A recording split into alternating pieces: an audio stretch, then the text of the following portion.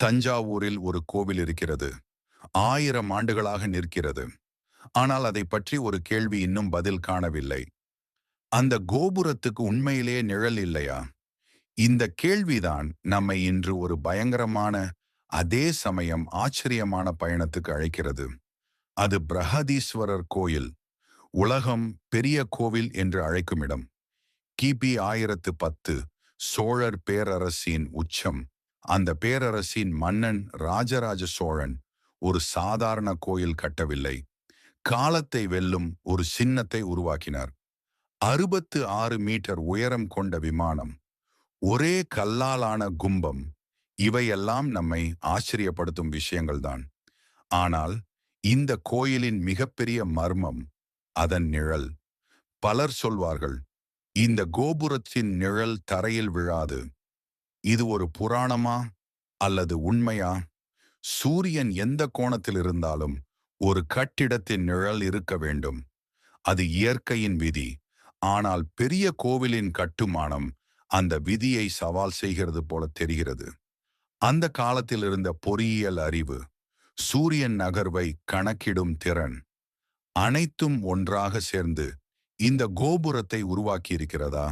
சில வரலாற்று ஆய்வாளர்கள் சொல்வார்கள், இந்த கோபுரத்தின் வடிவமைப்பு, அதன் உயரம், அதன் அடித்தளம் எல்லாமே சூரியன் கோணத்தை கருத்தில் கொண்டு அமைக்கப்பட்டிருக்கலாம் என்று. ஆனால் இதற்கான முழுமையான ஆதாரம் எதுவும் இல்லை.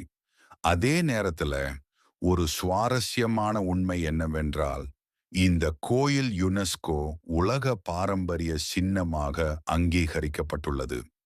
அதன் கட்டுமானம் இன்றும் பொறியியல் அதிசயமாகவே பார்க்கப்படுகிறது.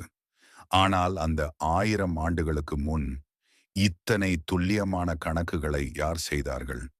அவர்களுக்கு உண்மையில் என்ன தெரிந்திருந்தது? நம்மால் இன்று கூட முழுமையாக புரியாத ஒரு ரகசியம் அந்த காலத்திலே அவர்களுக்கு தெரிந்திருந்ததா?